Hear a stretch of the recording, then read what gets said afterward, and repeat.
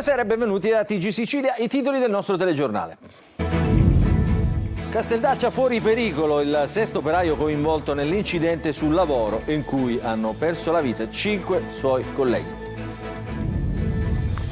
Scicli, una serata finita in tragedia, forse a una svolta il caso della morte di Giuseppe Ottaviano. Sul tavolo birre e mozziconi di sigaretta sui quali i RIS stanno effettuando nuovi rilievi. Domani l'autopsia a Modica.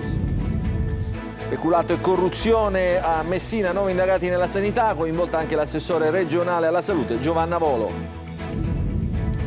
Palestina libera, a Catania la protesta degli studenti universitari, presidio con tende e bandiere al monastero dei Benedettini. Gli allevatori della Valle del Dittaino incatenati davanti alla prefettura di Enna, i nostri animali, dicono nella protesta, muoiono di fame e sete senza aiuti, tutti i sacrifici andranno in fumo. A Messina arrivano più turisti, ma il comune non incassa quanto dovuto, così il sindaco sigla un protocollo con la Guardia di Finanza per i controlli sulla tassa di soggiorno. Calcio, avvio dei play-off col botto per il Catania, la vittoria sul campo dell'Atalanta Under 23 spiana ai rossazzurri la strada verso i quarti di finale, sabato il ritorno al Massimino.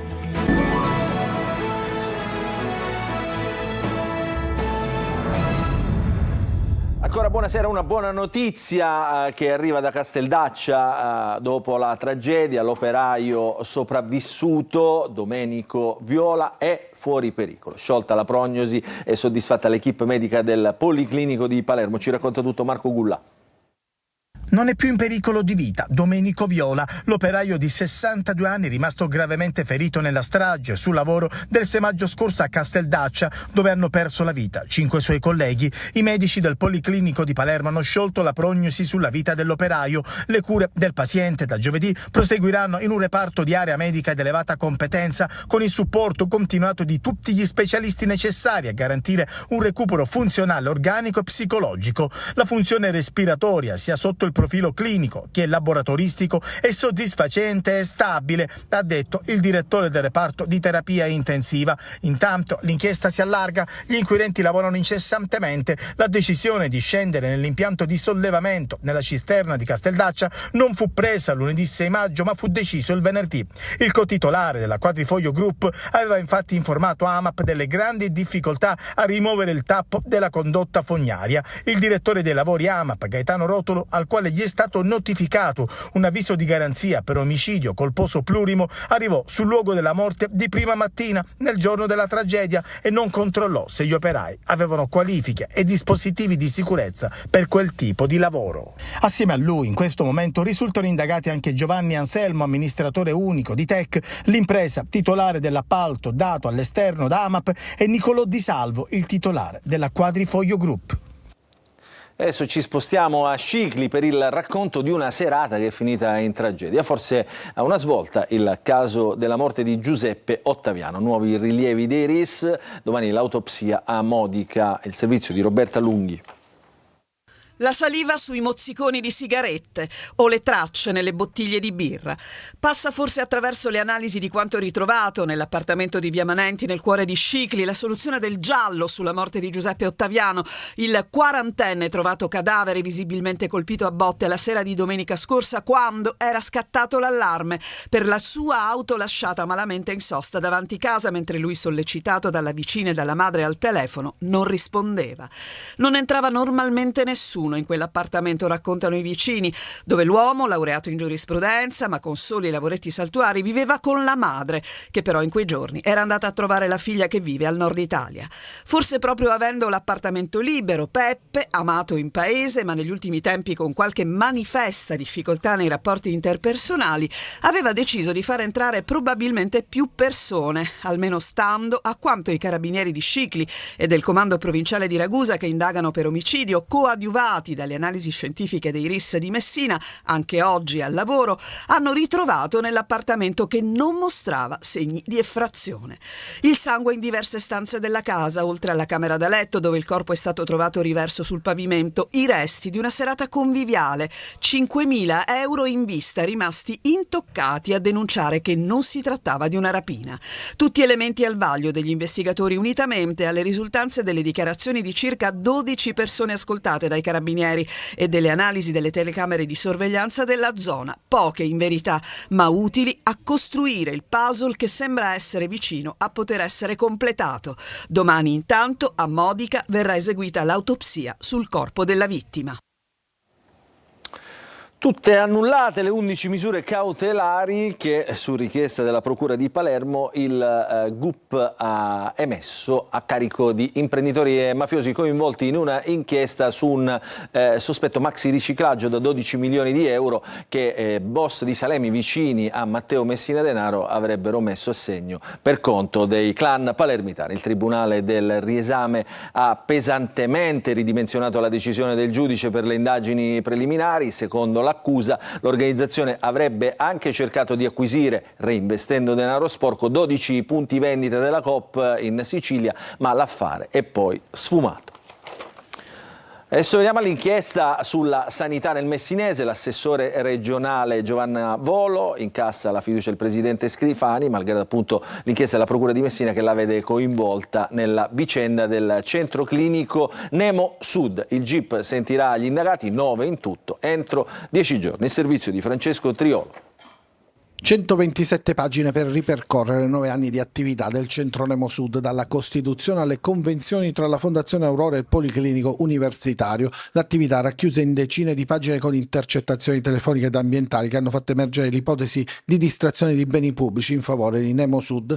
9 gli indagati, diversi nomi eccellenti, a cominciare dall'assessore alla salute Giovanna Volo, che ha informato il presidente della regione: un'indagine non è una condanna né penale né politica, rimane immutata la mia fiducia nei suoi confronti, ha commentato Schifani, fiducia che la Volo incassa anche dal presidente dei deputati di Forza Italia all'Ars, Stefano Pellegrino. Certo che l'indagine confermerà la correttezza dell'attività svolta. Nei prossimi giorni tutti gli indagati dovranno rispondere alle domande del GIP, che ha 10 giorni di tempo per sentirli. Nell'inchiesta condotta dai carabinieri, oltre alla Volo sono finiti a vario titolo con le accuse di peculato e corruzione per atto contrario ai doveri d'ufficio Alberto Fontana, ex presidente della Fondazione Aurora Onlus che gestiva il centro clinico Nemo Sud a Messina, Giuseppe Laganga, ex direttore amministrativo del Policlinico di Messina, Mario Melazzini, anche lui ex presidente della Fondazione Aurora, Giuseppe Pecoraro, ex commissario straordinario del Policlinico, Paolina Reitano, ex direttrice sanitaria del Policlinico, Marco Restuccia, direttore generale del Policlinico, Giuseppe Vita, medico dirigente dell'unità operativa di neurologia del Policlinico Universitario. Le indagini negli anni hanno portato alla luce convenzioni tra l'ente pubblico e la fondazione privata altamente vantaggiose per il centro clinico. In sostanza, sostiene il GIP, si è consentito ad una clinica privata di operare in un ospedale pubblico con costi a carico dell'erario, in assenza dell'autorizzazione e dell'accreditamento della regione siciliana. Festa nei giardini di Palazzo d'Orleans a Palermo in occasione del 78° anniversario dell'autonomia siciliana. 170 giovanissimi studenti di età compresa tra i 9 e i 12 anni, accogliendo l'invito del presidente della regione Renato Schifani, hanno trascorso la mattinata tra i viali del parco a fare da guida 13 studenti del terzo anno dell'Istituto Superiore Mario Rutelli, che hanno mostrato ai bambini gli animali che vivono nei giardini. Dopo il tour, l'incontro con il presidente della regione, appunto, che si è intrattenuto con i ragazzi per circa un'ora parlando delle istituzioni come casa di tutti. Adesso ci spostiamo a Catania, in presidio con le tende per sostenere la Palestina. Anche a Catania gli studenti si mobilitano per fermare la guerra in Medio Oriente. Lorena Dolci. In questo momento a Gaza e Palestina milioni di persone sono sterminate, gli viene bombardata qualsiasi cosa. Così il movimento studentesco di protesta contro la guerra di Israele a Gaza arriva anche a Catania. In centinaia hanno disertato le lezioni, chiedendo, come avviene in altre università in Italia e nel resto del mondo, di chiudere ogni rapporto con gli atenei israeliani e con i fabbricanti di armi. Striscioni e bandiere palestinesi sono apparsi. Cosa adesso ed oggi dell'Università di Catania e di noi studenti è quella di montare le tende all'interno di questa università a Camposti. Si aprono le tende nel cortile del monastero, è la Campada, simbolo di questa mobilitazione contro il silenzio che circonda il massacro dei civili. Questo è un genocidio. Fornivano false residenze ai migranti in cambio di denaro. A Ragusa 6 misure cautelari, 3 gli arrestati, utilizzate 13 abitazioni del centro storico della città per fare avere agli extracomunitari il permesso di soggiorno. Le abitazioni venivano occupate dai migranti solo al momento dei controlli. Il servizio di Desiree Ferlito. False residenze ai migranti per ottenere il permesso di soggiorno. In cambio di denaro, un centro di assistenza per stranieri di Ragusa offriva ai rifugiati, prevalentemente tunisini, una serie di abitazioni del centro storico della città, da utilizzare al solo scopo di far ottenere loro la residenza anagrafica, indispensabile per la presentazione di domande di rilascio o rinnovo del permesso di soggiorno. A gestire il centro 2 dei destinatari delle misure cautelari, che insieme a 2 impiegati del comune e la complicità di 2 donne avevano messo in piedi una rete ben organizzata. 13 abitazioni venivano occupate dagli stranieri solo in occasione dei controlli degli operatori comunali compiacenti, che in cambio di cospicue somme di denaro omettevano di eseguire la verifica, comunicando invece all'ufficio anagrafe il superamento dell'accertamento. Per 3 degli indagati sono scattati domiciliari. I 2 operatori comunali sono stati sospesi dal servizio. Gli allevatori del presidio del Dittaino si sono incatenati davanti alla prefettura di Enna. Non abbiamo avuto aiuti di nessun genere e adesso siamo allo stremo, dicono. Il servizio. Siamo incatenati qui davanti alla prefettura perché a mesi che protestiamo per le gravi condizioni dell'agricoltura siciliana e nessuno ci ha dato delle risposte. Mesi di presidi e proteste coi trattori sono rimasti inascoltati. Oggi gli allevatori del Dittaino si sono incatenati davanti alla prefettura di Enna. Mario Lopresti, Totò Milazzo e Danilo Emanuele hanno lasciato le loro aziende a Nicosia, Pietraperzia e Gira, dove i loro animali, ovini e bovini, rischiano di morire di fame e di sete. Pascoli esauriti per la siccità, gli allevatori devono comprare l'acqua e il foraggio, costi insostenibili, ma nessuna soluzione in vista. Come è stato dichiarato il ministro Lollobrigida, che per fortuna la siccità ha colpito il sud Italia, specialmente la Sicilia, io la considero come un'azione discriminatoria verso il sud e specialmente per le terre siciliane. Terre che comunque sia mantengono sempre il 50% della biodiversità italiana, terre che comunque sia sono state sempre considerate granaio d'Italia, terre che i nostri avi si sono sudati per acquistarle e per mantenerle. La loro situazione è la stessa di centinaia di imprenditori siciliani. L'appello è a sostenere la protesta. Venite qui con noi e manifestate il dissenso per questo Stato che ci ha letteralmente abbandonati. A Messina nel 2023 c'è stato un forte incremento di arrivi turistici in città, dato in crescita anche nel 2024, però l'incasso della tassa di soggiorno non aumenta di pari passo e così il Comune ha stipulato un protocollo con la Guardia di Finanza per i controlli sulle attività ricettive. Sotto mira la tassa di soggiorno. Il servizio. Da città di passaggio a città turistica, Messina l'incremento degli arrivi ha superato le 8.000 unità rispetto al 2022, quasi il 29% in più rispetto al 2019. I pernottamenti sono cresciuti di circa 11.000 presenze con percentuali del 33% in più pre-Covid e più 8% rispetto al 2022. Numeri amplificati dalle presenze crocieristiche sempre in aumento sia nel 2024 che nelle previsioni del 2025 e, ha sottolineato uno studio dell'autorità portuale, ha portato un indotto economico in città di circa 21 milioni. 2024 in ulteriore crescita sia in termini di nave con oltre il 10% di incremento che in termini di passeggeri con oltre il 21% e il 2025 con ancora una crescita prevista. Ma a fronte dei numeri in crescita sulle presenze turistiche in città non si registra un conseguenziale incremento dell'imposta di soggiorno, il cui introito per le casse comunali si aggira sui 200.000 euro annui. Aumentano i pernottamenti ma non l'incasso della tassa. Per questo motivo il Comune ha sottoscritto un protocollo con la Guardia di Finanza per controlli e sopralluoghi sul territorio. Se c'è un numero di pernottamenti così più elevato rispetto all'anno precedente, oltre 13.000 pernottamenti in più, ma la tassa di soggiorno non aumenta, c'è un problema. È un problema che riguarda un tasso di evasione e come in tanti altri comparti. Ci sarebbe un'evasione ipotizzata di circa il 50%. I controlli su Airbnb o sulle altre piattaforme turistiche sul web segnalano circa 1.500 strutture in città. Alcune, una sessantina, hanno dichiarato di non aver avuto alcuna presenza negli ultimi 6 mesi, ma sul web si ritrovano recensioni recenti di ospiti. Da qui i sospetti e l'inserimento nel database su cui lavoreranno Comune e Guardia di Finanza. Adesso a Catania, perché i rifiuti arrivano fino al collo dei cittadini, interi quartieri trasformati in discariche a cielo aperto. Oggi siamo andati in via Re di Puglia, dove spazzatura e topi invadono strade, marciapiedi e case. Tra i rifiuti c'è anche una ghirlanda. Tonino De Mano.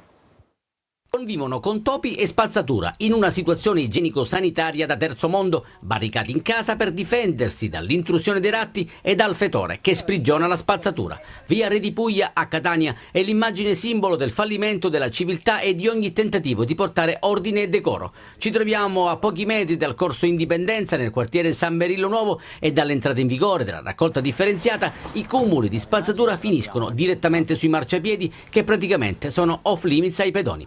Sacchetti di ogni tipo, di ogni grandezza e colore sono dappertutto perché si scarica ogni cosa e a qualsiasi ora. Sono esasperati i residenti che puntano il dito contro altri residenti. Tutta la monnezza mettono sempre fuori orario e differenziata non ne fa nessuno. Lei ha mai visto gente che butta la spazzatura? Sì, ma io mi c'è chiappo perché abito qua di fronte. In percentuale quant'è la colpa della gente? 80% per me. Lei fa la raccolta differenziata? Sì, io abito qua. Oggi cosa c'è? Veramente io testa nannà, c'è mio marito che abbata queste cose. Tonnellate di rifiuti richiamano i topi che con l'abbondanza di cibo ingrassano sempre più, assumendo enormi dimensioni. Ci sono topi, topone. Con questa spazzatura non è giusto. Qua dentro mi entrano. Infatti ho la colla sotto il mobiluccio. Sono tante le segnalazioni arrivate alla nostra linea di WhatsApp 342 74 55005. Un'altra cartolina poco edificante arriva da Viale Medaglie d'Oro. Anche qui il marciapiede è inutilizzabile e costringe i pedoni a percorrere la sede stradale con il rischio di essere investiti dalle auto. Tornando in via Re di Puglia, tra montagne di rifiuti, non passa inosservata una ghirlanda. Sarà che da queste parti è morto il decoro? Immagini davvero poco edificanti. Restiamo sempre a Catania, dove i carabinieri hanno sequestrato una discarica abusiva di rifiuti ad Aci Sant'Antonio, in un'area di 4.000 metri quadrati sottoposta a vincolo paesaggistico nel fondo agricolo, anche un parcheggio di un'officina di camper privi di autorizzazioni, vecchie carcasse di auto abbandonate, 2 barche in disuso, un camion per panini e un pullman. Il terreno era gestito da un pregiudicato ritenuto vicino alla famiglia mafiosa Ercolano Santa Paola. E adesso voliamo alto perché parliamo di cucina e scienza. Insieme nei piatti dello chef Stefano Polato a Ragusa, la dieta mediterranea che entra anche nel regime alimentare degli astronauti italiani dell'ESA. Veronica Barbarino. Tutto ciò che Samantha Cristoforetti mangia quando è nello spazio lo ha creato e cucinato lui, e anche quello che consumano Luca Parmitano e Paolo Nespoli girando attorno alla Terra, e Stefano Polato, lo chef che crea i bonus food dal gusto italiano per lo spazio. Dall'universo al pianeta Terra, oggi la missione è unire la cucina e la scienza per permettere alle persone di godere del vero potere del cibo, anziché inserire sostanze dannose nel proprio corpo. Oltre all'appagamento visivo e organolettico del cibo, c'è un'attenzione maggiore rispetto agli anni passati alla lavorazione e ai sistemi di cottura del cibo. L'errore più comune in cucina è quello di non saper dosare il calore, no? Quindi quando troviamo delle bruciature banalmente sul pane, sul bordo della pizza o sulla carne grigliata, ecco, quelli sono dei segnali che ci fanno comprendere che in effetti qualcosina abbiamo sbagliato. Non ci dobbiamo mai dimenticare che vitamine e sali minerali determinano anche il gusto del cibo. Se io banalmente faccio un esempio, faccio bollire per mezz'ora un asparago, tutti i sali minerali fondamentalmente solubili si sciolgono nell'acqua, o il broccolo, no? Diventa verde l'acqua quando cuciniamo il broccolo. Ecco, in questo caso ho perso buona parte dei valori nutrizionali che sarebbe stato più opportuno portare dentro il mio corpo. La dieta mediterranea è diventata la dieta anche di chi va nello spazio. Da questa prende poi spunto il modello del piatto unico dell'Università di Harvard, anch'esso utilizzato per la nutrizione degli astronauti. Al centro gli alimenti vegetali, poi cereali poco raffinati e proteine, soprattutto vegetali. Lo spazio quindi è molto più vicino a noi di quanto possiamo pensare. In volo per la pace, prima tappa oggi a Carlentini del Festival degli Aquiloni fino al 29 maggio in 8 città siciliane, dunque tutti col naso all'insù verso il cielo per guardare questo spettacolo. Ci racconta tutto Eva Spampinato.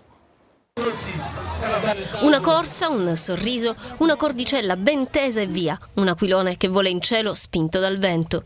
Dietro questo turbinio di colori che si incrociano nel cielo c'è un messaggio di pace, libertà, fratellanza, rispetto.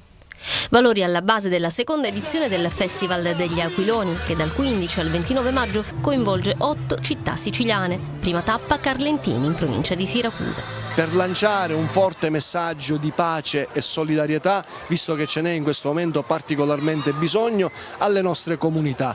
E lo abbiamo fatto partendo probabilmente da quello che è il seme più importante di tutte le nostre comunità, ovvero i nostri bambini. Quindi abbiamo coinvolto le scuole, gli istituti comprensivi.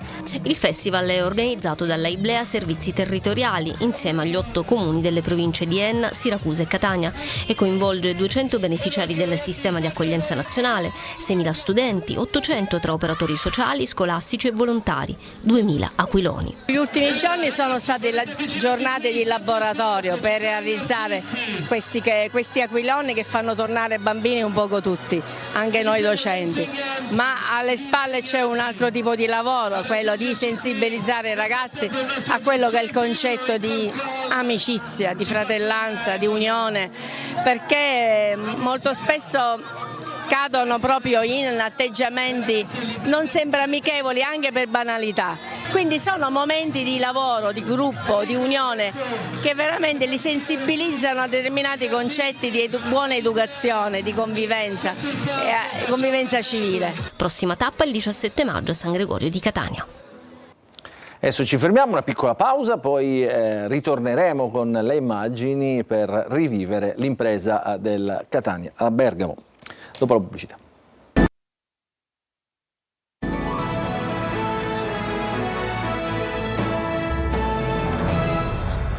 Bentrovati nella seconda parte del nostro telegiornale, parliamo di calcio, avvio dei play-off per la promozione in Serie B col botto per il Catania che si è imposto sul campo dell'Atalanta Under 23. La rete di Bua per l'1-0 finale, sabato invece il ritorno al Massimino, ci racconta tutto Marco Carli. Tejo, Pennella e Bua rifinisce come insegnano i dettami del calcio moderno. Mezzala che viene a prendersi il pallone e usa la sua qualità, difensore che non si limita a contenere e rilanciare ma che sa anche proporsi in zona gol. Nasce così l'esordio col botto del Catania nei playoff promozione di Serie C. I rossazzurri vincono 1-0 contro una formazione di giovani di assoluto valore come l'Atalanta Under 23. Ringrazio Andres per questo assist, dopo ne parlo con lui, però sono veramente contento e ce la meritavamo. Il redivivo Tejo è sicuramente un fattore, un vero innesto a questo punto per la fase finale della stagione, ma è tutta la squadra a recitare bene la propria parte, soprattutto in avvio di partita. Zeoli conferma la formazione che gli dà più garanzie con Quaini dietro e Cicerelli mezzala, Welbeck e il solito frangiflutti davanti alla difesa. In attacco Di Carmine e Cianci. Entrambi sprecano una favorevole occasione, il primo a tu per tu con Vismara, il secondo mandando a lato di testa su cross di Zammarini. È un Catania vivace che però abbassa il baricentro in avvio di ripresa. Anche i bergamaschi falliscono 2 gol, prima con Sissé e poi con Capone e 2 spauracchi che i rossazzurri avevano saputo arginare al meglio nei primi 45 minuti. È piaciuto l'impatto della squadra, di tutti, dei componenti, anche chi non è entrato, dunque però voliamo bassi perché veramente poi basta poco, no? Nelle fasi finali della partita comincia a piovere forte, ma sotto l'acquazzone arriva l'acuto di Bua. C'era anche Pelligra a vedere il match e ad esultare nel finale. Per la gara di ritorno di sabato al Massimino gli abbonati possono esercitare il diritto di prelazione fino a venerdì alle 10. Il Catania arriva al match con tanta convinzione in più. Ed è già clima di play-off per la promozione in Serie A Palermo in vista del match di venerdì sera contro la Sampdoria al Barbera. Si va verso il tutto esaurito. I tifosi sono molto fiduciosi. Marco Gulla. Febbre da venerdì sera, il Palermo si prepara alla sfida contro la Sampdoria, primo turno playoff in programma venerdì al Barbera. I tifosi rispondono presente, al momento venduti oltre 29.000 biglietti, si va verso il tutto esaurito. Ai rosanero per passare il turno potrebbe bastare anche il pareggio dopo i tempi supplementari, ma i tifosi sono decisamente ottimisti. Mi porto l'1, fisso. Credi alla Serie A? Assolutamente sì. Ci spero più che altro. Ragazzi, voi andrete allo stadio? Per forza, non si può non andare allo stadio in queste occasioni. per dare un supporto anche alla squadra, in queste occasioni specialmente. Già più di mezzo stadio è sold out, quindi per forza. Come vedi questa partita? Sicuramente non è facile, comunque la Sampdoria c'è sempre stata attaccata, ha avuto pure difficoltà anche contro di loro con il pareggio, però penso che comunque il Palermo ha il fattore campo e non è da poco questo. Ci crediamo nella Serie A. Secondo me ci possiamo arrivare. Secondo me, siccome abbiamo il fattore campo, essendo che siamo appunto in casa, per me finirà 2-0 per il Palermo. Ci dobbiamo credere, ragazzi, che dobbiamo salire in Serie A, per forza. Abbiamo una tifoseria, ragazzi, da Champions. Gomez e Ceccaroni sono sicuri del rientro in organico e con tutta probabilità dal primo minuto. Il primo ha superato la gonalgia, il secondo l'affaticamento muscolare. Ci sarebbe anche la possibilità del ritorno tra i convocati di Di Mariano, Vasic e Aurelio. I tre stanno gradualmente rientrando in gruppo e potrebbero stringere i denti per uno spezzone di match. Non ci saranno né Del Ciaro squalificato e Koulibaly infortunato. Questa è l'ultima notizia, il nostro telegiornale finisce qui, vi ringraziamo per averci seguito e vi auguriamo un buon proseguimento di serata.